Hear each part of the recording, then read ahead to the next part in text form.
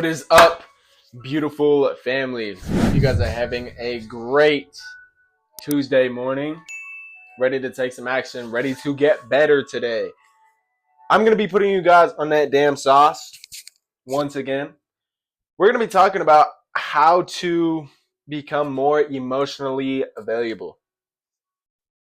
So we did talk about emotional intelligence, so now we got to talk about being emotionally available. Okay, so let's get into it.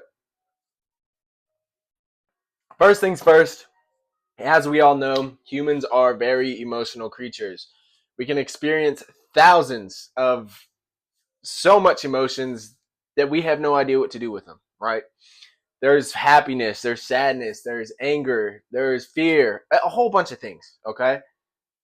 But with so many emotions, it's no question we sometimes have problems expressing them to others and sometimes even understanding them for ourselves. So let's get straight into it. Emotional intimacy is a key component in healthy relationships. If you want to be prospering with your partner, you guys have to be emotionally available to each other. Mind blown, right?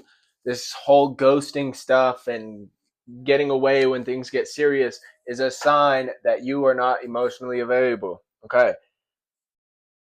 But it cannot be the strong point. Do you find it hard to be vulnerable with others? If so, you might be unavailable emotionally. You might have struggles from the past to be emotionally available. So, what does emotionally unavailable mean? To better understand the emotional unavailability, it is good to first understand what emotional availability means, right? So, being emotionally available describes the ability to make and hold emotional connections with others. This is extremely important. It doesn't even have to be with a girlfriend or a boyfriend or husband or wife. It could be in your business relationships. It could be in your friendships. It can be in your family ships, whatever you want to call those. But being emotionally available describes the ability to make and hold connections with others, like I just said. Being emotionally available requires emotional vulnerability and for you to open and be honest. So it means for you to trust and your partner to trust you in that relationship, basically to sum things down. That's what it means. Okay.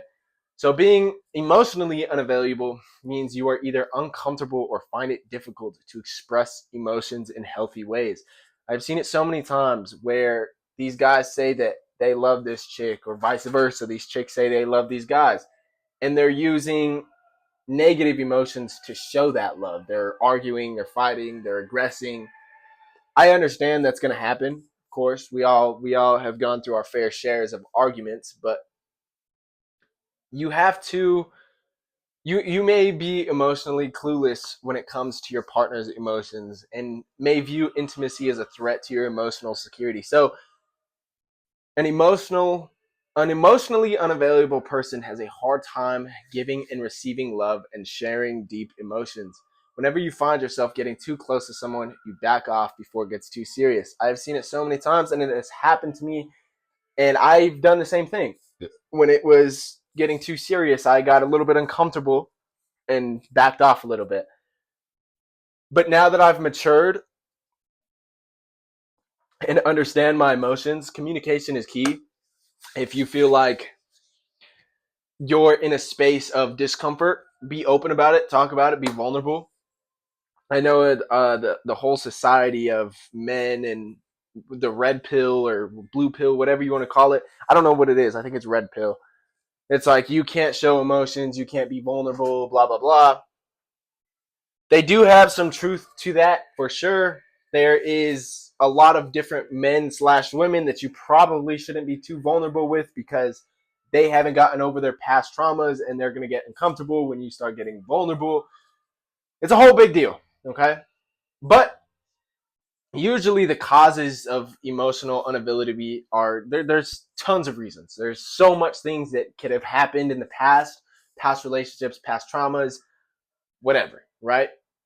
But number one is your attachment issues. If you had a difficult attachment with your primary caregiver, like they showed little affection, little interest, they didn't really care towards you, then you may be in the model of having the attachment issues. I recommend the book The Attached. That is a great book. Maybe we'll go over that in a few days, whatever. But if you have attachment issues, a lot of the things that self improvement implies and you start your self improvement thing is because of what has happened in the past. That's usually why most people do it.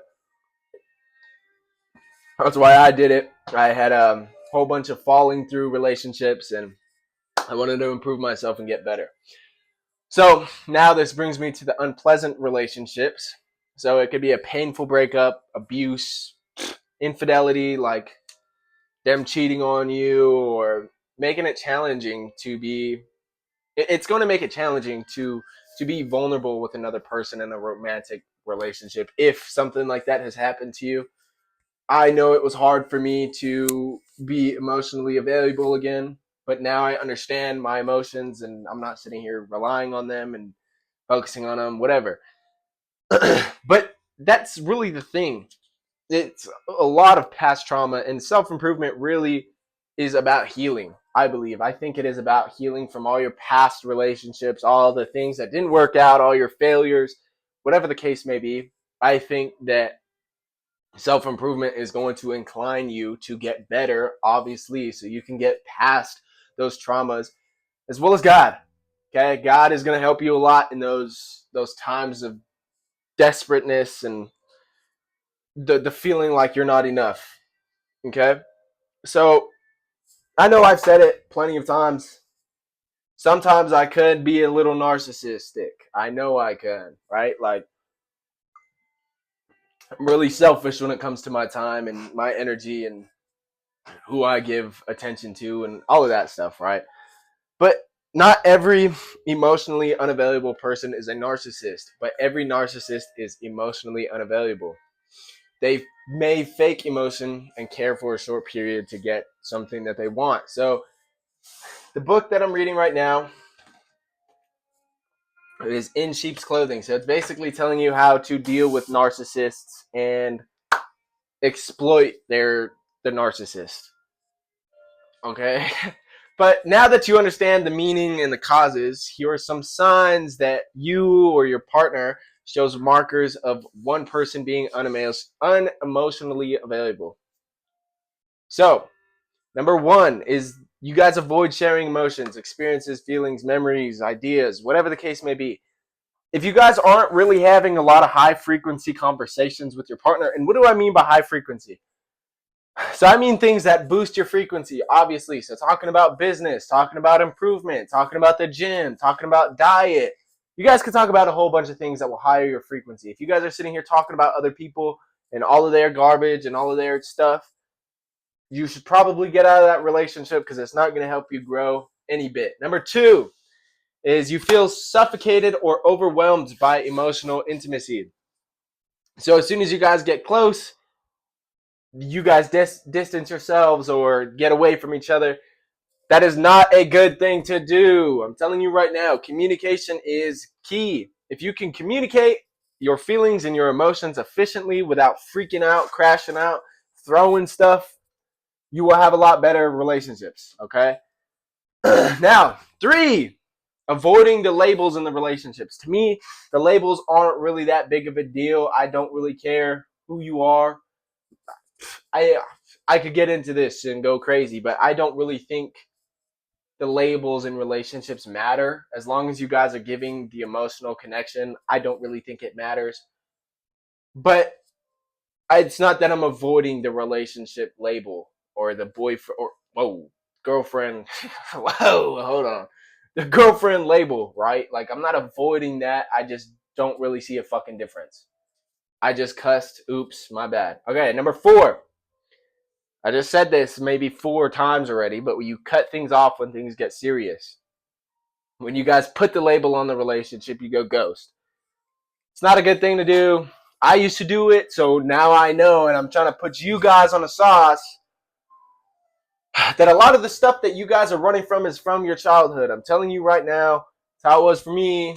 I know it's not like I wasn't abused or anything crazy, but there's still trauma from being a kid.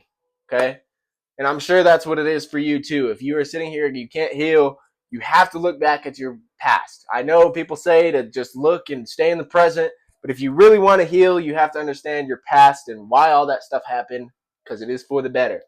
Okay. Now, 5. Affection. Affectionate. So this means your partner really isn't that affectionate with you. It probably means they're emotionally unavailable or they're just not interested. I have gone through the cycle of my fair share. And I can tell you that if somebody's not intimate with you or whatever, they're probably not interested or they're emotionally unavailable. It's a harsh truth. Go cry about it and go heal and go improve yourself and get in the gym. All I got to tell you. Okay, now number 6. They don't know how to fully receive love from another person. They get uncomfortable when you buy them things or you're giving them your time. It doesn't matter. Whatever you guys want to call love, that's what it is, right? You don't really know how to receive. But you give, you don't know how to receive. I know it sounds like I'm just yapping right now. I'm putting you guys on that damn sauce though, like usual. Okay, now number 7. This goes as in affectionate as well. If you're not getting a bunch of quality time, not even a bunch, but quality time with your partner, either they're emotionally unavailable or they're not interested. You have to catch these signs early in the relationship. If they tell you that they're busy all the time, probably not a good person to go after. They're probably not interested. They're just tagging you along.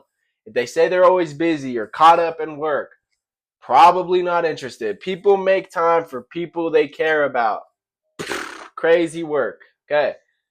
Number 8. This is extremely important. You have to watch if they get really defensive. This goes back into the same thing I just talked about. Either they have something to hide when they get aggressive or defensive, or they're looking for somebody else to blame for their mistakes. And that's not a person that you want to be with. If they're not accountable with their actions, do not be with them. If they try to blame their actions on you and tell you that you're not giving them quality time, so that's why you went and cheated or they cheated, probably not a good investment to make. I wouldn't suggest it. But now, number 9, distrustful. They don't trust you, even though you have done nothing to show that they don't trust you. It's probably a sign they're emotionally unavailable. I think that you can easily fix this stuff 100%, but a lot of people don't. A lot of people will sit here and do the same thing and argue about the same damn things forever and ever and ever. And if that's the case in your relationship, just bounce. Just don't waste any more time with that. I believe communication is key when it comes to things like this, but if they're always arguing and doing all this and not trusting you, even though you have no reasons for them not to trust you, don't do it. It's just a waste of your energy and it's a waste of your time. Okay. Number 10. This is why I think it's extremely important to ask about past partners in relationships. If they all have short-lived relationships, if the longest relationship is like 6 months, it's a big ass red flag. I know, probably gonna get a ton of hate from the red pill community. Ugh. I don't really care. I don't really care. But there's obviously signs that if they're having short-lived relationships in the past, they're probably gonna have more in the future because either they're not emotionally available or they're just looking to have fun. I'm telling you guys right now, putting you guys on that sauce. Number 11. Same thing I just said. If they're extremely busy or preoccupied, people make time for the people they care about. If they're always busy or they're always coming up with excuses of why they can't hang out and what they don't want to do and all of this garbage, just leave it alone. It's easier to go on your own path instead of bringing all of this baggage along with you with another person. Okay. 12. They struggle to love and accept oneself. So I've seen it maybe 2 or 3 times that, and I'm not just saying women, I'm saying men and women. This could go for both ways. I just swing the women way because I'm not gay. Anyway, if they don't really have confidence in themselves, it's going to be really hard if you are a confident individual to give another person confidence, because you have to be assuring and reassuring all the time, constantly. And that's just a waste of time. And what they're probably going to do is get tired of that and then go find attention from somebody else. So I would say if you are with an emotionally unavailable person, I just gave you 12 steps to know to pay attention. Because a lot of guys, they don't pay attention to emotions. They're thinking with their second head, and they don't think up here and be like, is this person actually right for me? Okay. If you identify with the statements above, like I just said, you and your partner might be emotionally unavailable towards each other. The good news is that it doesn't have to be a permanent and end your relationship. It's not necessarily doomed. I'm gonna give you guys tips right now to actually hack the system. Okay. So here are the following things that you can do to help an emotionally unavailable person or you. Because if you are emotionally unavailable, this video is for you. If you're watching this for somebody else, cool. Send it to them.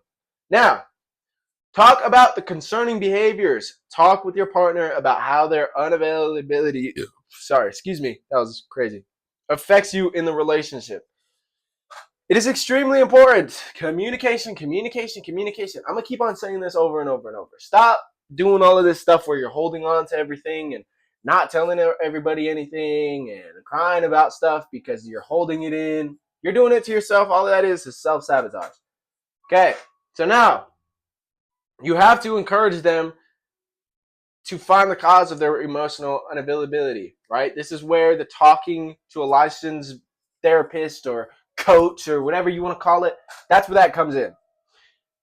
You have to have your past situated, right? My past traumas, they're still there. Yes, they happened, but I'm not sitting here crying and worrying about them and putting them onto other people and baggage and I'm not. Okay, I've improved myself so much to the point where I don't do that stuff anymore. I don't sit here and have and carry on to a whole bunch of baggage. It's ridiculous. Most of you guys watching this are grown, so you guys should probably know that holding on to a whole bunch of stuff from your past is gay. Now, offer support and encouragement when they open up to you. Active listening. This is where this comes in. If they open up to you, if you have gotten them to open up to you, listen. Don't talk. Don't say a word. Active listening. Look in their eyes, open body language, listen, and don't think of something else to say. Process the words that they're saying, and then maybe you can add on a question after that. Whatever you want to do. But you have to be an active listener. Communication is key. And it's not even articulation that I'm doing right now. I'm not just talking. Communication goes into listening as well, body language, questions, all of this stuff. So if they're opening up to you, just listen. Accept the fact and listen to it. Because I see so many guys so many girls do the same damn thing that you guys are talking over each other. You guys are trying to one up somebody. Well, my emotional damage is better than yours. It is a waste of time. Do not do it. Okay? Just listen. Now, speak. If you want, go to a coach, go to a therapist. It'll help you so much.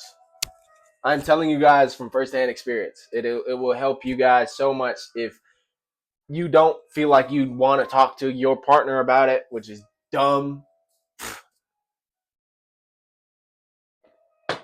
Go talk to somebody that will actually have a solution. Okay. So now, if you're trying to be more emotionally available, here are some things that you could do to become that. Number one is exploring the root cause. If you are coping with trauma from childhood or past relationships, a licensed behavioral health therapist, specialist, psychologist, coach, friend, it doesn't matter. You have to unpack your wounds so you can heal. What has helped me a lot is this thing right here, journaling, asking myself questions and understanding why I feel a certain way or why I'm acting a certain way. The journaling has helped me so much. And I'm not just sitting here journaling a paragraph. I'm doing a whole page every single day to reflect on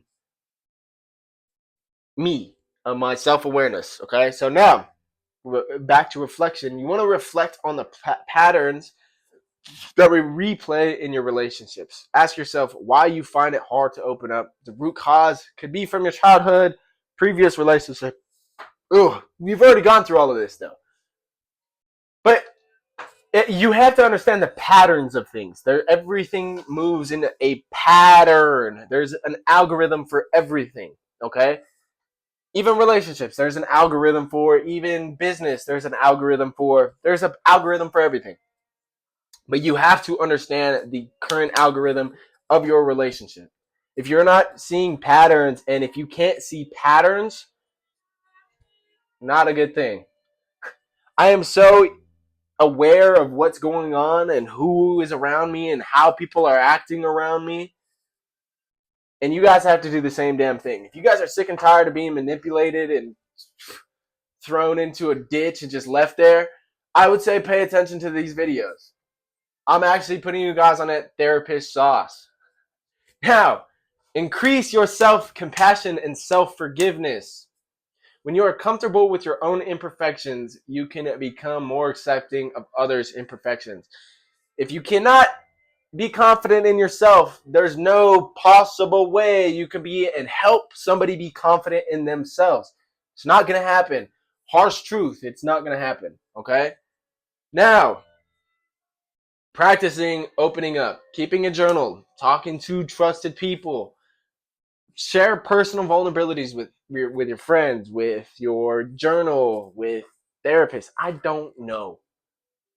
Just do whatever you think suits you. And let me say this real quick. If your friends don't really care about you opening up, they're probably not good friends.